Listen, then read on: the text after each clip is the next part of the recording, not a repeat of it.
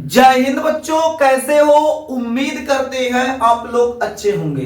प्यारे बच्चों, आज का क्लास लेकर फिर आप सबके बीच उपस्थित हो गए हैं। आज के क्लास में हम लोग अध्ययन करने वाले हैं अम्लों के भौतिक तथा रासायनिक गुण। क्या आज के क्लास में हम लोग अध्ययन करेंगे? तो मेरे देश के नौजवान, आज के क्लास में हम लोग अध्ययन करेंगे अम्लों के भौतिक तथा रासायनिक गुण, यानी physical and chemical properties of acid. यानी जो अम्ल है उसके भौतिक गुण क्या होते हैं, रासायनिक गुण क्या होते हैं, आज के क्लास में ही अध्ययन करेंगे। इसके अलावा आपको अम्ल का उपयोग भी आज के क्लास में बताने वाले हैं। यानी आज अम्ल का लास्ट क्लास है। इससे पहले अम्ल का एक क्लास लग चुका है, जिस क्लास में अम्ल की पुरानी परिभाषा, अम्ल की आधुनिक परिभाषा, इसके अलावा अम्ल का जो प्रकार है उसे आपको पढ़ा दिया गया है। यदि मेरे देश के नौजवान आप लोग पहला क्लास नहीं देखे हैं तो जाइए चैनल के प्लेलिस्ट में, वहां से आपके क्लास वाइज चैप्टर के हिसाब से प्लेलिस्ट बना हुआ है। अपने चैप्टर का नाम देखिए और नाम देखने के साथ साथ वहां प्लेलिस्ट खोज के वहां से आप अपना क्लास देख सकते हैं जो क्लास छूटा हुआ है। जैसे किसी विद्यार्थी का परिचय का क्लास छूट गया है या लेक्चर 2 छूट गया, ये आपका लेक्चर 3 है, तो लेक्चर 2 जिनका छूटा है, लेक्चर 1 जिनका छूटा है, मेरे देश के नौजवान घबराने की बात नहीं है। आप जाइए चैनल के प्लेलिस्ट में, वहां से आसानी से आप अपना छूटा हुआ क्लास देख सकते हैं। अगर आप हमारे चैनल पर पहली बार आए हैं तो चैनल को सब्सक्राइब कर लीजिए, और अगर सब्सक्राइब कर लिए हैं तो अपने मित्रों के पास इस क्लास को शेयर कीजिए, ताकि आपके साथ साथ उनका भी पठन पाठन का जो कार्य है बेहतर और सुचारू ढंग से हो सके, अच्छे से वो भी पढ़ाई कर सके, ताकि एग्जाम में बेहतर अंक आपके साथी का भी आ सके। तो मेरे देश के नौजवान, आज के क्लास में हम लोग क्या अध्ययन करेंगे? तो आज के क्लास में हम लोग अध्ययन करने वाले हैं अम्लों के भौतिक तथा रासायनिक गुण। सबसे पहले भौतिक गुण समझते हैं। भौतिक गुण क्या होता है, बहुत ध्यान से समझिएगा। अगर आप ध्यान से समझते हैं तो हम आपसे इतना वादा करते हैं, बाबू किसी प्रकार की कोई समस्या नहीं आने वाला है। भौतिक गुण क्या होता है, यानी अम्लों की खासियत की बात करेंगे, उसकी विशेषता की बात करेंगे, भौतिक गुण में उसकी क्वालिटी बताएंगे, क्या होता है, कैसे होता है। जैसे सबसे पहले एक काम कीजिएगा, सबसे पहले एक काम क्या करना है, आप हेडिंग कर लीजिए अम्लों के भौतिक गुण। आप हेडिंग क्या करेंगे? अम्लों के भौतिक गुण। तो मेरे देश के नौजवान मुस्कुराते हुए हेडिंग कीजिए भौतिक गुण। हेडिंग क्या करेंगे? भौतिक भौतिक भौतिक गुण, भौतिक गुण,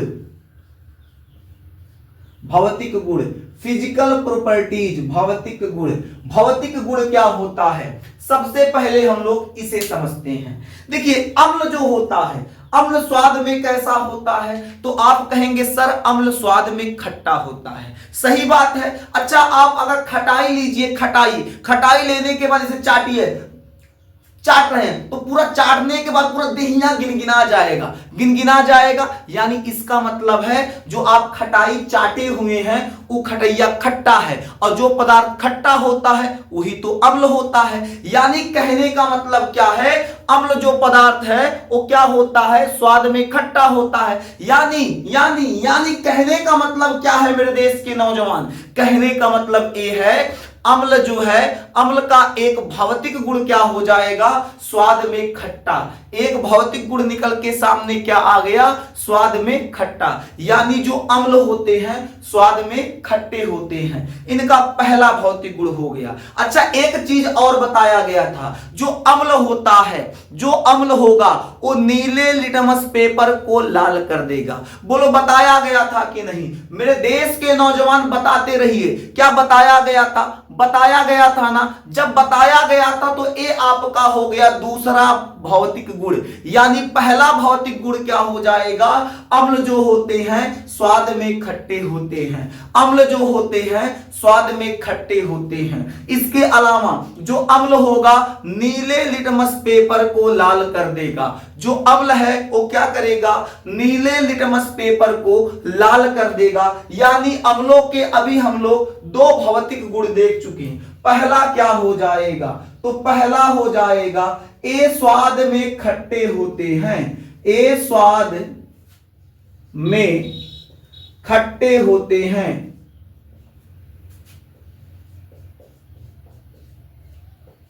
कैसे होते हैं, तो ए स्वाद में खट्टे होते हैं। इसके अलावा ए नीले लिटमस पेपर को लाल कर देते हैं। ये क्या करते हैं, नीले लिटमस,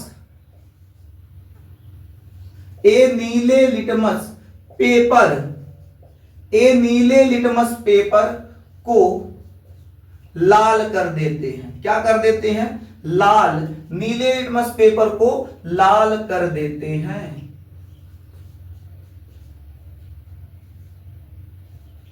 अब एक बात और याद रखिएगा मेरे देश के नौजवान, बहुत शानदार जबरदस्त जिंदाबाद बताने वाले हैं, बहुत खतरनाक बात आपको बताने वाले हैं। अब कहेंगे मास्टर खतरनाक बात क्या है, तो मेरे देश के नौजवान याद रखिएगा जो अभी बताने जा रहे हैं। अगर अम्ल आप ले लीजिए, अम्ल लेने के बाद उसे जल में घोल दीजिए। ध्यान से समझिएगा, आप अम्ल ले लिए और अम्ल को लेकर जल में मिला दिए, तो अब जब अम्ल जल में मिल गया तो वो जो आपका जल था वो अब जल नहीं रह गया, बल्कि वो आपका अम्लीय विलयन हो गया। तो अम्लीय विलयन कैसे बनाएंगे, जल ले लेंगे, जल में क्या करेंगे, अम्ल को मिला देंगे। तो जब जल में अम्ल को मिलाएंगे तो आपका जो जल था अब वो जल ना होके एक विलयन बन गया। उस विलयन को हम लोग कहेंगे अम्लीय विलयन। अब अम्लीय विलयन आप लोग समझ चुके होंगे।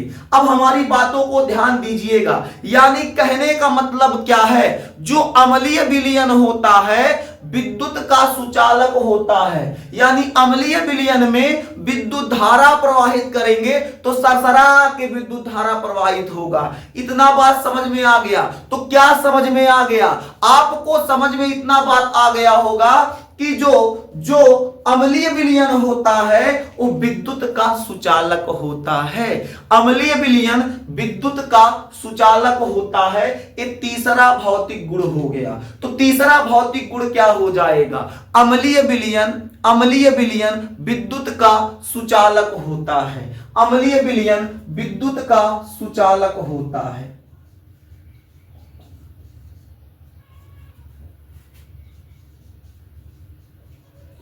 अम्लीय विलयन विद्युत का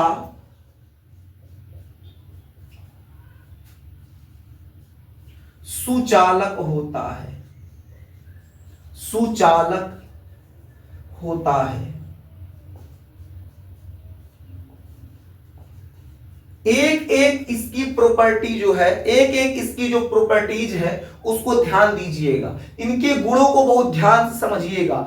अम्ल के जो भौतिक गुण है, एक एक गुणों को आप बहुत बारीकी से समझिएगा मेरे देश के नौजवान। आप अगर बहुत ध्यान से समझ लेते हैं, कठिन नहीं है, बस केवल आपको समझना है, थोड़ा ध्यान देना है, मन को भटकाना नहीं है। नहीं तो सर जी यहाँ अम्ल के भौतिक गुण पढ़ा रहे हैं और तुम दूसरे गुण देख रहे हो, सपने में खोए हो, हाँ उसका भौतिक गुण कैसा है। अरे भाई साहब दूसरे दुनिया में नहीं जाना है, यही रहना है, क्लास में बने रहना है और भौतिक गुण को बहुत ध्यान से पढ़ना है। अगर आप एक बार भौतिक गुण ध्यान से समझ गए तो बाबू याद करने की आवश्यकता नहीं पड़ेगी। तो अम्ल के अभी 3 भौतिक गुण बता दिए गए। पहला, अम्ल स्वाद में खट्टा होगा। दूसरा, नीले लिटमस पेपर को लाल कर देगा। तीसरा, विद्युत का क्या हो जाएगा, सुचालक हो जाएगा। आगे बात करते हैं इसके चौथे भौतिक गुण की, इसके चौथे गुण की बात करते हैं मेरे देश के नौजवान। अब देखिए, जो प्रबल अम्ल होता है, ध्यान से समझिएगा, जो प्रबल अम्ल होता है प्रबल संक्षारक होता है। जो प्रबल अम्ल होगा वो प्रबल संक्षारक होगा।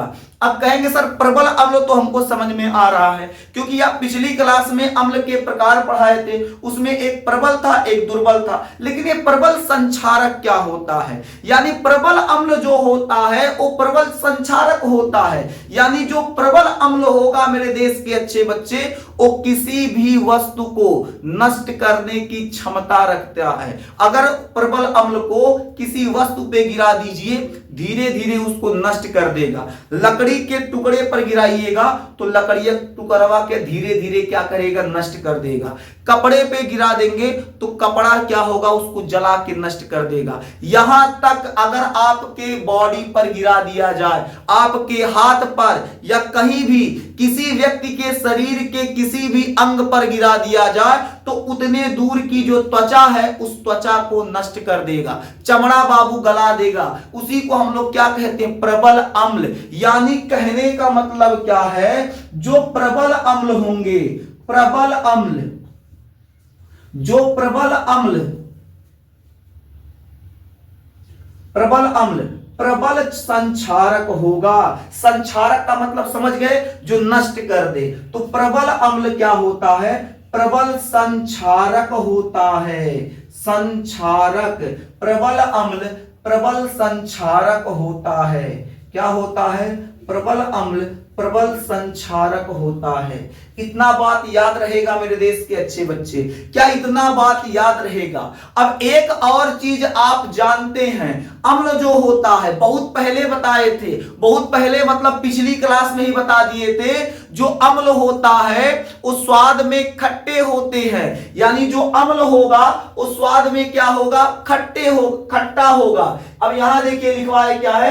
ये स्वाद में खट्टे होते हैं। पिछली क्लास में इसकी परिभाषा बताए थे, वे पदार्थ जो स्वाद में खट्टे होते हैं तथा नीले लिटमस पेपर को लाल कर देते हैं अम्ल कहलाते हैं। आप कहेंगे बिल्कुल सर यही बात बताए थे, लेकिन आप हर अम्ल को चख नहीं सकते। क्यों नहीं चख सकते? क्योंकि मेरे देश के नौजवान, जो प्रबल अम्ल होता है प्रबल संक्षारक होता है, कहीं गलती से वो प्रबल अम्ल निकल गया, जिस अम्ल को आप चखने का प्रयास कर रहे हैं, चाटने की कोशिश कर रहे हैं, कहीं प्रबल अम्ल निकल गया तो वह मुंह के खलरवा गिरा देगा, जला देगा, नष्ट कर देगा। इसलिए आप हर अम्ल को चख नहीं सकते हैं। चख कर अम्लों को चेक नहीं किया जा सकता है।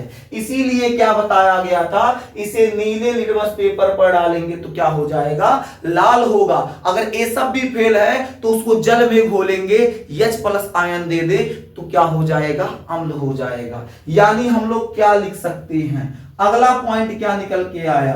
प्रबल अम्ल,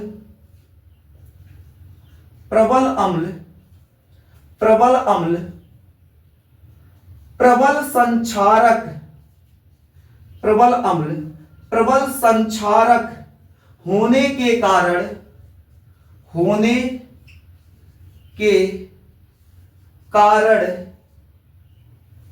प्रबल अम्ल प्रबल संक्षारक होने के कारण इन्हें चख कर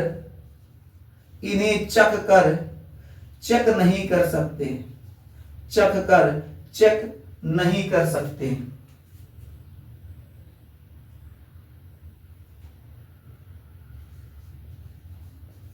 नहीं कर सकते।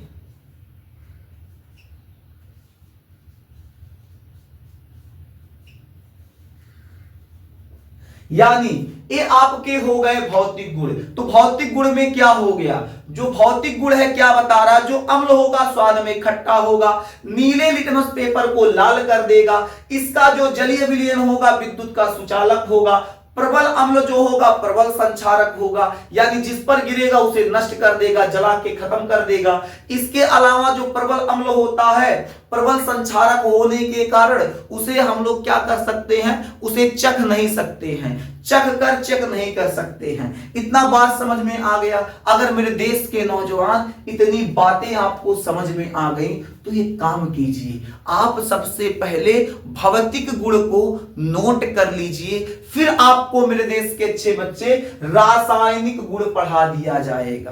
पहले भौतिक गुण को नोट कर लीजिए।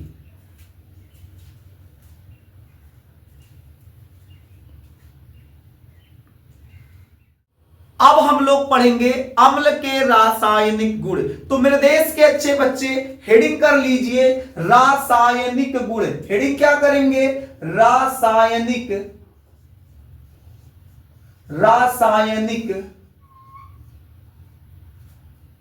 रासायनिक गुण, केमिकल प्रॉपर्टीज, रासायनिक गुण, केमिकल प्रॉपर्टीज, रासायनिक गुण। अब रासायनिक गुण क्या होता है इसे समझते हैं। अगर हम लोग अम्ल की क्रिया किसी पदार्थ से करा दे, यदि हम अम्ल की क्रिया किसी पदार्थ से करा दे तो अभिक्रिया के पश्चात क्या प्राप्त होगा, यही बाबू रासायनिक गुण के अंतर्गत आता है। जैसे सबसे पहले रासायनिक गुण के अंदर एक हम लोग हेडिंग करेंगे छोटा सा, एक अच्छा सा हेडिंग करेंगे छोटा सा, जिसे हम लोग क्या कहेंगे? धातु से अभिक्रिया, धातु से अभिक्रिया, धातु से अभिक्रिया। इसका मतलब क्या है?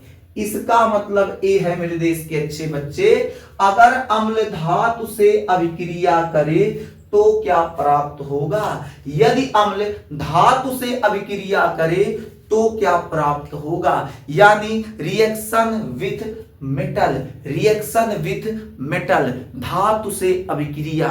यानी अगर हम लोग कोई धातु ले लें और उस धातु की क्रिया अम्ल से करा दे तो हमें क्या प्राप्त होगा?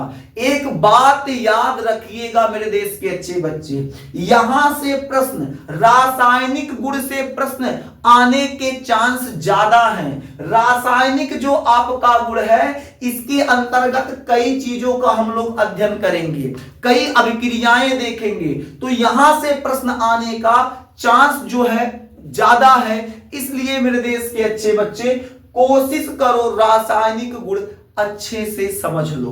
अब क्या है? धातु से अभिक्रिया, इसका मतलब अगर कोई अम्ल है, जैसे ए कोई अम्ल है, ध्यान दीजिएगा, ए कोई अम्ल है, अगर कोई अम्ल है, जब क्या करेगा? धातु से अभिक्रिया करेगा तो क्या प्राप्त होगा?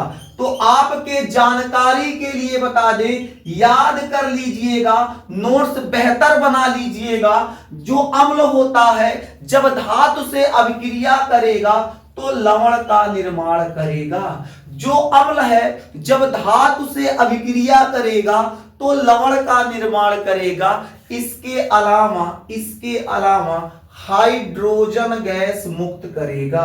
हाइड्रोजन गैस क्या करेगा? मुक्त करेगा।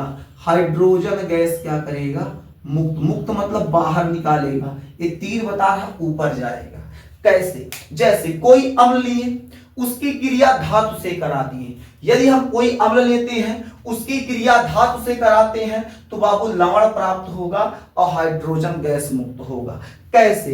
जैसे यहां देखते हैं, हम यहां क्या करते हैं? कोई एक अम्ल लेते हैं, कोई अम्ल ले लो, चलो HCl ले लेते हैं, हाइड्रोक्लोरिक एसिड लेते हैं, उसकी क्रिया किसी धातु से करा देते हैं। धातु मतलब Zn हो जाएगा, Ca हो जाएगा, Na हो जाएगा।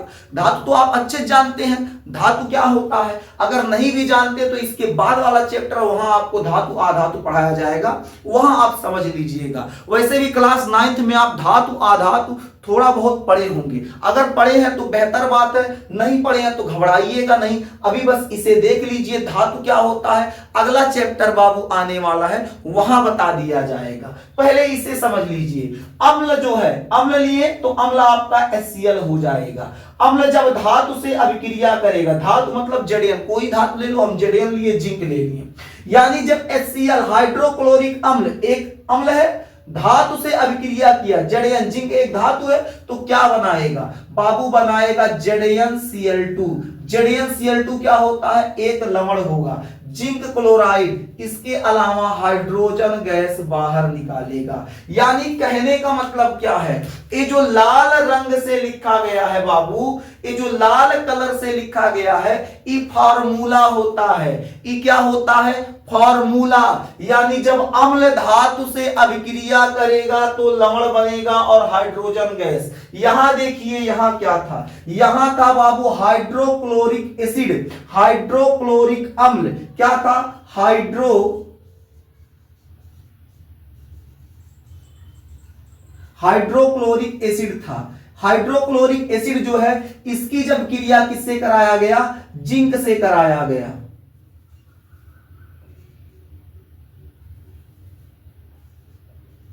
किससे कराया गया, जिंक से कराया गया। तो जिंक क्लोराइड बना। क्या बना, जिंक क्लोराइड।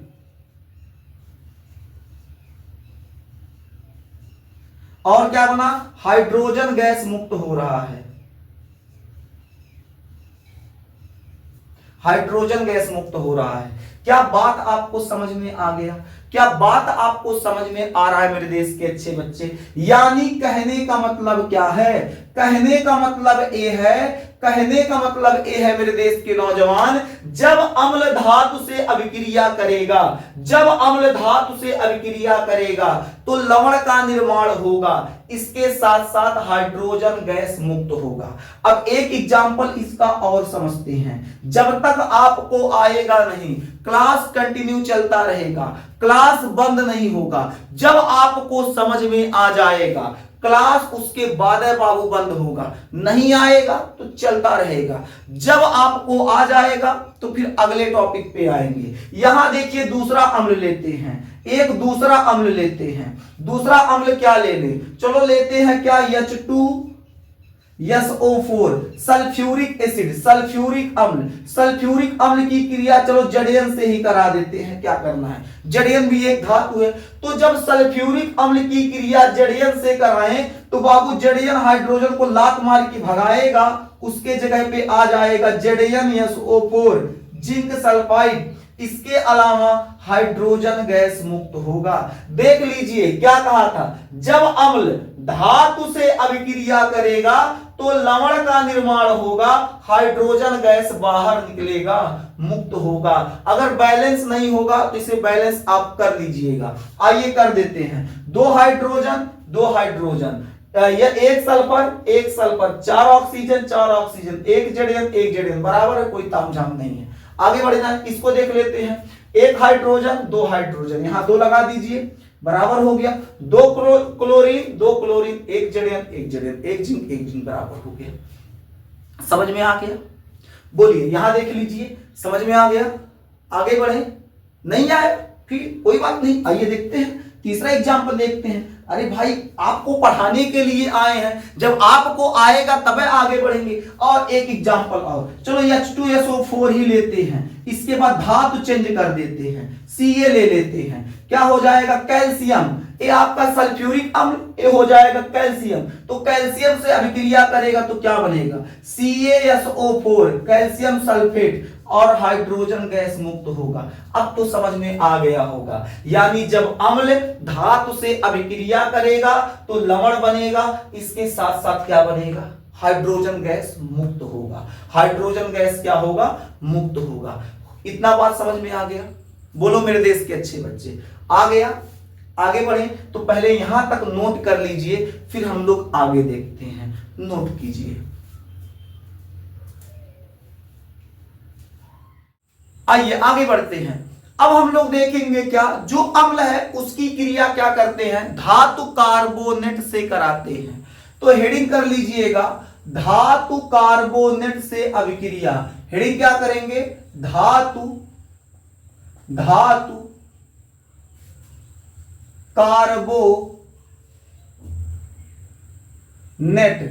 धातु कार्बोनेट से अभिक्रिया,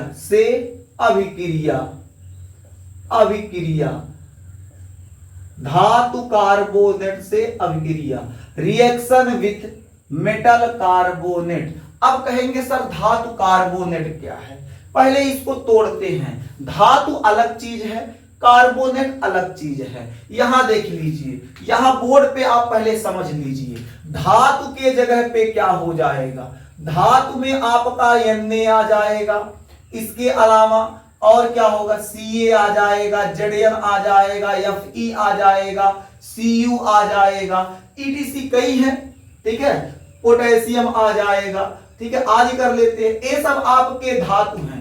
कार्बोनेट क्या होता है, कार्बोनेट क्या होता है, इसको भी समझते हैं। कार्बोनेट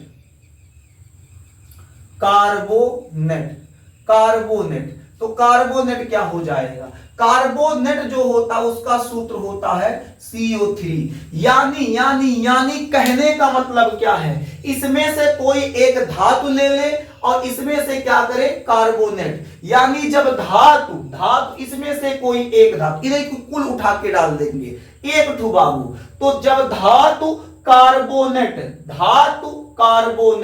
जब धातु कार्बोनेट क्या करेगा, अम्ल से अभिक्रिया करेगा, तो अभिक्रिया के उपरांत क्या निर्माण करेगा। अब हम लोग ये समझने वाले हैं। क्या धातु कार्बोनेट समझ गए? बोलो मेरे देश के अच्छे बच्चे, धातु कार्बोनेट समझ गए? समझ में आ गया? तो चलिए अब हम लोग समझते हैं। यानी जब धातु, सुनिएगा, जब धातु कार्बोनेट अम्ल से अभिक्रिया करेगा, मेरे देश के नौजवान, मेरे देश के अच्छे बच्चे बहुत ध्यान से समझिएगा मेरे देश के अच्छे बच्चे। जब धातु कार्बोनेट जब अम्ल से अभिक्रिया करेगा, धातु कार्बोनेट अम्ल से अभिक्रिया करेगा, तो बाबू लवण का निर्माण करेगा। किसका निर्माण करेगा? लवण का निर्माण करेगा। इसके अलावा जल का निर्माण करेगा और कार्बन डाइऑक्साइड गैस मुक्त करेगा। कार्बन डाइऑक्साइड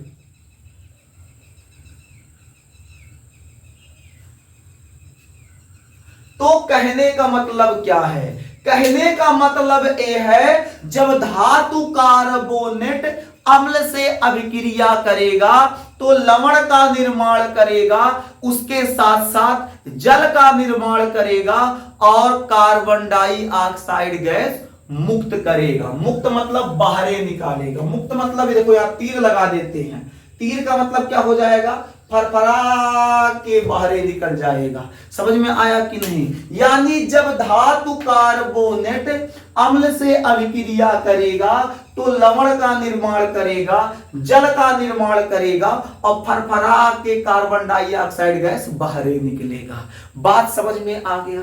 क्या इतनी बातें आपको समझ में आ गई मेरे देश के नौजवान? आप कहेंगे सर हाँ इतना बात आ गया, लेकिन एग्जाम्पल हो जाए। बिल्कुल, यहां देखते हैं, कोई धातु ले लो, देखो धातु कार्बोनेट, कोई धातु लो, यहां से चलो जड़यन ले लेते हैं। क्या लेते हैं? जड़यन।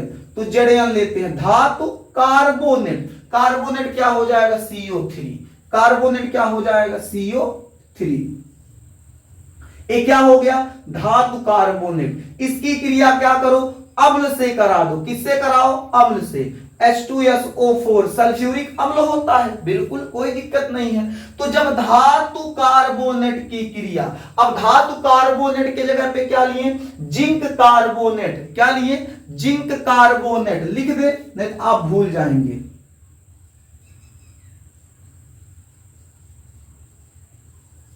यह है जिंक कार्बोनेट। जिंक कार्बोनेट की क्रिया किससे करा दिए? इसे तो आप पहचान रहे होंगे, सल्फ्यूरिक अम्ल है। तो जब जिंक कार्बोनेट की क्रिया हम लोग क्या करते हैं? अम्ल से कराते हैं। जिंक कार्बोनेट की क्रिया अम्ल से कराते हैं। तो जिंक कार्बोनेट क्या है? धातु कार्बोनेट, और आपका अम्ल हो जाएगा सल्फ्यूरिक अम्ल। तो क्या बनाएगा? इसे देखिएगा, ये बनाएगा ZnSO4 जिंक सल्फाइड, ZnSO4। इसके अलावा देखो फार्मूले से चलो, फार्मूले से लवण बन गया, बाकी जल, और जल का फार्मूला आप लोग जानते हैं H2O, कार्बन डाइऑक्साइड CO2, फरफरा के बाहर निकाल दीजिए। आसान है क्या? बोलो मेरे देश के नौजवान, आसान है क्या? बिल्कुल आसान है। दूसरा देखते हैं, दूसरा एग्जाम्पल समझते हैं, दूसरा एग्जाम्पल समझते हैं। चलो धातु कार्बोनेट में कोई धातु ले लो, कोई भी धातु ले लो, चलो कैल्शियम लेते हैं, CaCO3। तो कैल्शियम कार्बोनेट हो जाएगा। क्या हो जाएगा? Calcium carbonate. इसके जगह पे कोई भी एसिड ले लो, इसके जगह पे कोई भी अम्ल लो, कोई एसिड लो, तो हो जाएगा आपका HCl। चलो हाइड्रोक्लोरिक लेते हैं। क्या लेते हैं? हाइड्रोक्लोरिक अम्ल लेते हैं। यहां क्या हो जाएगा? सुनिएगा, अब लवण बनाना है तो कैसे बनेगा? ध्यान दीजिएगा, लवण बनाना है। क्या बनाना है? लवण। भाई देखो, धातु कार्बोनेट जब अम्ल से क्रिया करेगा तो किसका निर्माण होगा? लवण का निर्माण होगा। तो कौन सा लवण बनेगा? CaCl2, CaCl2। इसके अलावा बाकी आपको पता है, जल नोट कर लेना है, कार्बन डाइऑक्साइड। आसान है कि नहीं? बोलो मेरे देश के नौजवान, आसान है? बोल दीजिए, बिल्कुल आसान है।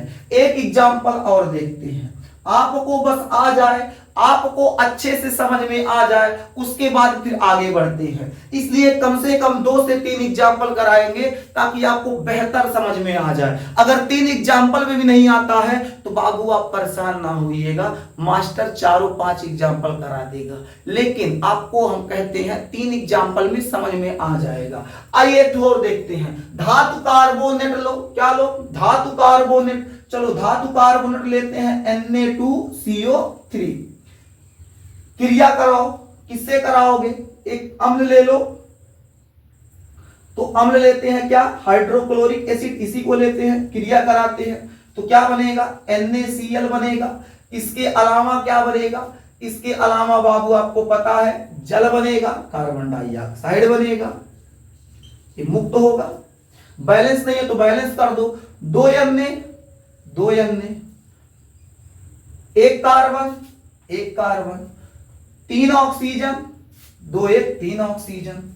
आ गया देखिए, एक हाइड्रोजन, 2 हाइड्रोजन, यहां 2 लगा देंगे, 2 क्लोरीन, यहां 2 क्लोरीन, बराबर हो गया। कोई दिक्कत किसी विद्यार्थी को कोई समस्या नहीं है।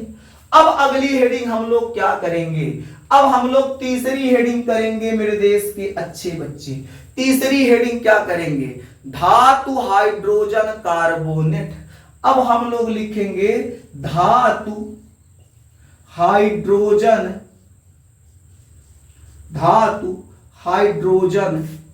कार्बोनेट।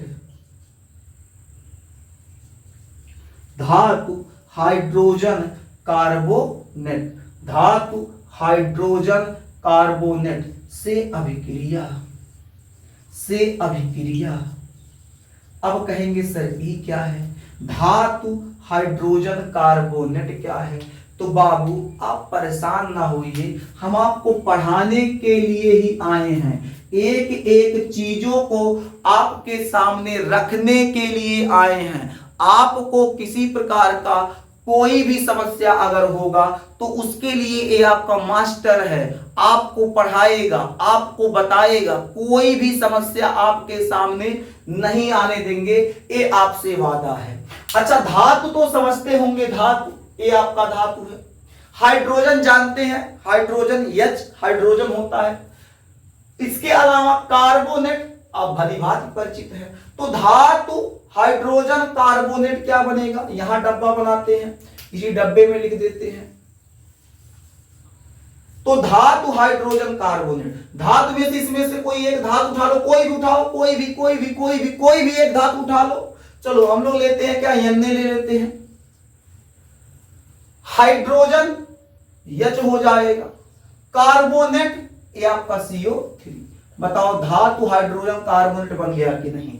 धातु हाइड्रोजन कार्बोनेट बन गया कि नहीं? धातु हाइड्रोजन कार्बोनेट बना। इसका नाम क्या होगा? देखो Na जो धातु है उसको हम लोग क्या कहेंगे? सोडियम। उसको हम लोग क्या कहेंगे? सोडियम कहेंगे। और हाइड्रोजन को हाइड्रोजन ही कहेंगे। और आप जानते हैं CO3 को हम लोग क्या कहेंगे? कार्बोनेट। तो आपका जो धातु हाइड्रोजन कार्बोनेट था, जो धातु कहां गया? जो धातु हाइड्रोजन कार्बोनेट था वो बना क्या बाबू? धातु के जगह पे Na लिए, हाइड्रोजन के जगह पे हाइड्रोजन, कार्बोनेट के जगह पे बाबू हमारा CO3 हो गया। तो बन के आया क्या? Sodium hydrogen carbonate. Sodium hydrogen carbonate. कहीं कहीं पर हाइड्रोजन के जगह बाई लिख दिया जाता है, बाई, तो वहां हो जाता है धातु बाई कार्बोनेट। बाई का मतलब भी हाइड्रोजन ही होता है।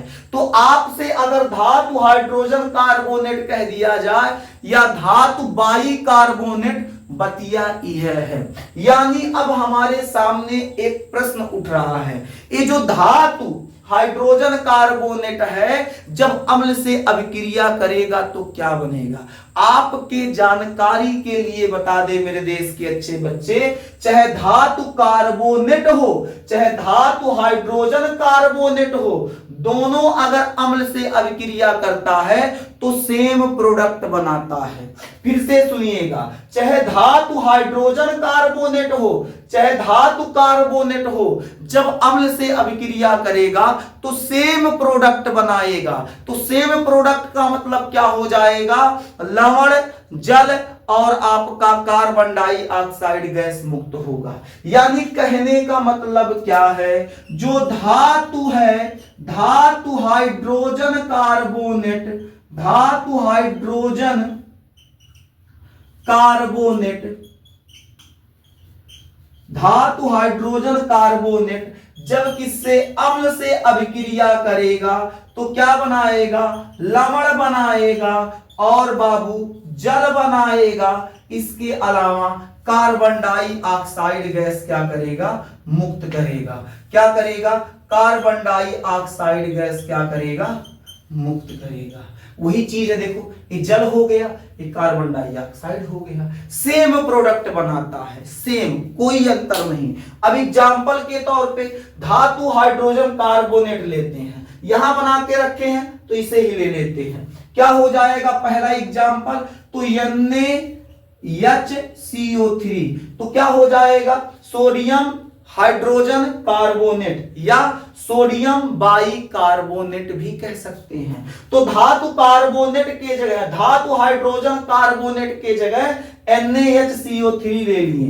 इसकी क्रिया किससे कराते हैं? तो एक अम्ल से कराओ, चलो HCl से ही करा दो, तो क्या बनाएगा? लवण बनाएगा। लवण में क्या बनेगा? NaCl।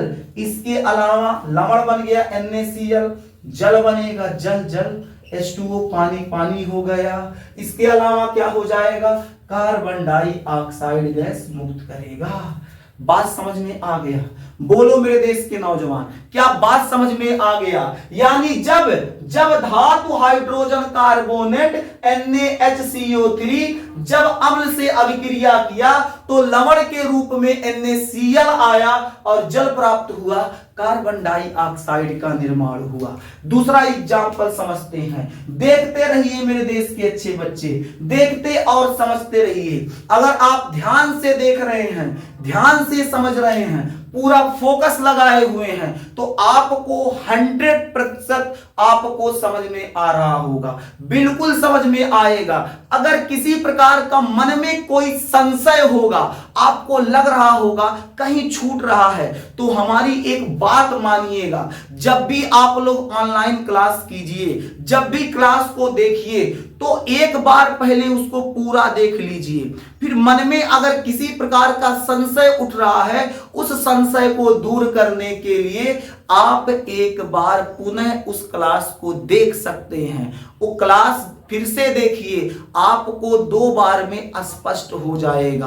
वरना आपको ऐसा पढ़ाया जाता है, इतना मेहनत से पढ़ाया जाता है कि आपको एक बार में ही अच्छे से समझ में आ जाए। फिर भी अगर आपको समस्या होता है तो अपने सर जी का बात मानिएगा, ये आपके जो सर जी हैं इनका बात मानिएगा बाबू। तो आपको एक बार में अगर नहीं आ रहा है तो दोबारा क्या कीजिएगा? देख लीजिएगा। जब दोबारा देखेंगे तो आपको स्पष्ट समझ में आ जाएगा। आइए आगे बढ़ते हैं। एक धातु हाइड्रोजन कार्बोनेट लेते हैं, धातु हाइड्रोजन कार्बोनेट कोई ले लें, चलो इसी को ले लेते हैं। क्या करना है हमको? तो केवल समझना है। और हम लोग क्या करते हैं, उसके अलावा अम्ल लेते हैं, H2SO4। कौन सा अम्ल होगा? सल्फ्यूरिक। तो क्या बनेगा?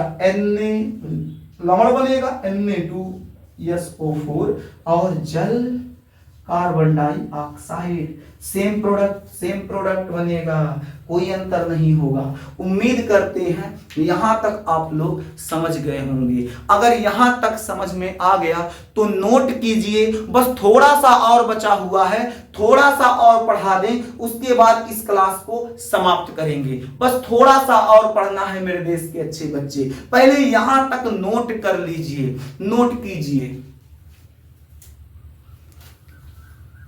अब हम लोग पढ़ेंगे धात्विक ऑक्साइड। क्या पढ़ेंगे मेरे देश के अच्छे बच्चे? धात्विक ऑक्साइड पढ़ेंगे। तो चौथी हेडिंग क्या हो जाएगी? धात्विक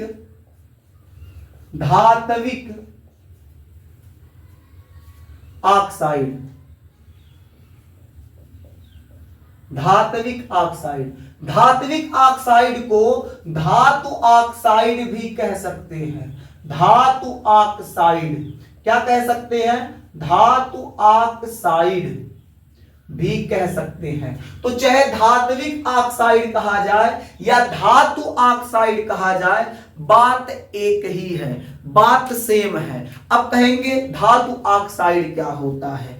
तो देखिएगा मेरे देश के अच्छे बच्चे, धातु तो आप लोग जानते होंगे, धातु तो अभी बताए थे। धातु क्या होता है? Na हो जाएगा, Ca हो जाएगा, Cu हो जाएगा, Zm हो जाएगा, Fe हो जाएगा। यानी जब धातु के पीछे ऑक्सीजन चिपक जाए, जब धातु है, जैसे एक कोई धातु है, धातु के पिछवा जाके ऑक्सीजन चिपक गया तो उसे धातु ऑक्साइड कहेंगे। जैसे हम है मास्टर, हम क्या है? मास्टर। तो मास्टर के पीछे उसकी पत्नी चिपक गई तो उसे मस्टराइन कहेंगे। क्या कहेंगे? मस्टराइन। उसी प्रकार डॉक्टर के पीछे उसकी पत्नी जाके चिपक गई तो हो जाएगी डॉक्टराइन। इसके अलावा प्रधान के पीछे उसकी पत्नी जाके चिपक गई तो हो जाएगी प्रधानाइन। उसी प्रकार जब धातु के पीछे ऑक्सीजन जाके चिपक जाएगा उसे हम लोग क्या कहेंगे? धात्विक ऑक्साइड या धातु ऑक्साइड। तो बात समझ में आ गया?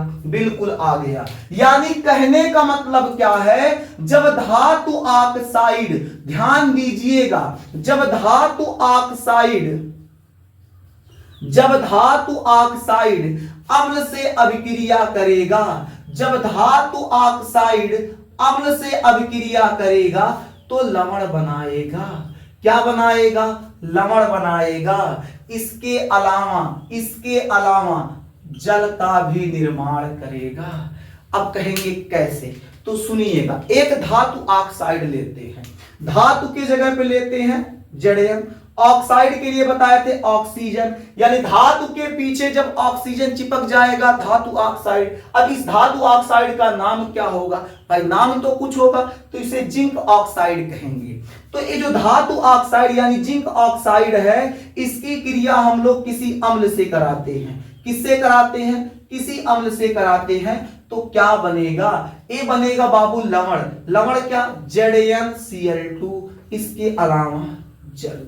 बैलेंस नहीं है तो इसको क्या करते हैं? बैलेंस कर लेते हैं। एक Zn बराबर है, एक ऑक्सीजन बराबर है, एक हाइड्रोजन, दो हाइड्रोजन, यहां दो लगा दे, दो हाइड्रोजन, दो क्लोरीन बराबर हो गया।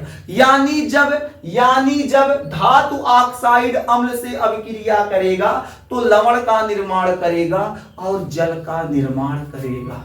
आगे बात करते हैं मेरे देश के अच्छे बच्चे। अगले एग्जाम्पल पे अगर हम लोग आ जाएं तो अगला एग्जाम्पल क्या हो जाएगा? अगले एग्जाम्पल की बात करें, CuO लेते हैं, क्या हो जाएगा? Copper oxide. ये भी एक प्रकार का, देखिए Cu धातु है, O ऑक्सीजन, तो कॉपर ऑक्साइड। तो कॉपर ऑक्साइड एक प्रकार का क्या है? धातु ऑक्साइड है। तो धातु ऑक्साइड की क्रिया एक अम्ल से करा देते हैं, हाइड्रोक्लोरिक अम्ल से क्रिया करेगा तो बनेगा CuCl2। क्या बनेगा? CuCl2। और इसके क्या साथ साथ हो जाएगा? जल हो जाएगा। बैलेंस करते हैं, एक ऑक्सीजन, दो हाइड्रोजन, यहां दो लगा देंगे, सब बैलेंस हो जाएगा। समझ में आ गया? एक और नहीं आ रहा है, समस्या हो रहा है, अरे क्या कैसे क्या बात करें? यहां देखिए मेरे देश के अच्छे बच्चे, क्या बात कर रहे हैं? समझ में नहीं आया? अरे देख लो मेरे देश के नौजवान, एक और देखो, CaO कैल्शियम ऑक्साइड, इसकी क्रिया चलो H2SO4 से कराते हैं तो क्या बनेगा? CaSO4। क्या बनेगा? CaSO4। बचा क्या? जल। अब तो समझ में आ गया होगा। बोलो मेरे देश के अच्छे बच्चे, अब तो समझ में आ गया होगा। समझ में आ गया, बहुत अच्छी बात है। आगे बात करते हैं। तो इतना बात उम्मीद करते हैं समझ में आ गया। यानी जो धात्विक ऑक्साइड या धातु ऑक्साइड है, जब अम्ल से अभिक्रिया करेगी तो लवण का निर्माण करेगा और उसके साथ साथ क्या बनेगा, जल बनेगा।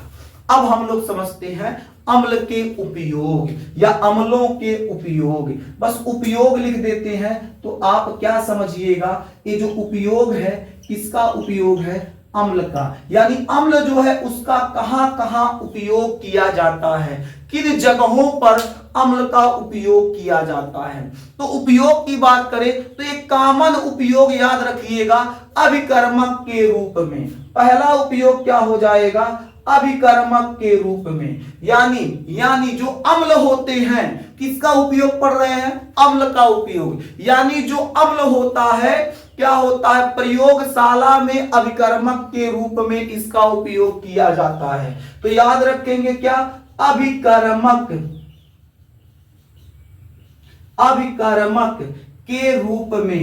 के रूप में। यानी जो प्रयोगशाला है, प्रयोगशाला में अभिकर्मक के रूप में बाबू अम्ल का उपयोग किया जाता है। दूसरा उपयोग क्या हो जाएगा, दूसरा उपयोग क्या होगा, इसके अलावा अम्ल का उपयोग कहां करते हैं, तो बाबू बमगोला बनाने में। दिवाली में जो आप पटाखा छोड़ते हैं, बमगोला फोड़ते हैं, वो बमगोलवा बनाने में। इसके अलावा छोटे छोटे बारूद वाले जो ऐसे सुनहवा कहते, सुनहवा पटाखा फेंक दीजिए फूट जाएगा, ओकरे बनाने में इसका उपयोग किया जाता है। वो जो मोटका मोटका बम होता है उसको बनाने में किया जाता है, जो दिवाली में फोड़ा जाता है। यानी किसी भी प्रकार का विस्फोटक बनाना होगा या बहुत अगर किसी पे अटैक करना है तो बड़का बम बनाएंगे, तो उस विस्फोटक को बनाने में क्या किया जाता है, अम्ल का उपयोग किया जाता है। यानी हम लोग क्या लिखेंगे, विस्फोटक बनाने में। विस्फोटक का मतलब समझते हैं, यानी बमगोला। विस्फोटक मतलब बमगोला, यानी कह सकते हैं विस्फोटक बनाने में विस्फोटक बनाने में यानी बमगोला बनाने में इसका उपयोग किया जाता है। और इसका उपयोग कहां किया जाता है, बैटरी निर्माण में भी इसका उपयोग किया जाता है। तो लिख लेंगे क्या, बैटरी निर्माण में, बैटरी निर्माण में। इसके अलावा बाबू जो कांच और कागज की फैक्ट्री होती है, उन फैक्ट्रियों में भी क्या किया जाता है, इसका उपयोग किया जाता है। तो लिख लेंगे कुछ उद्योगों में।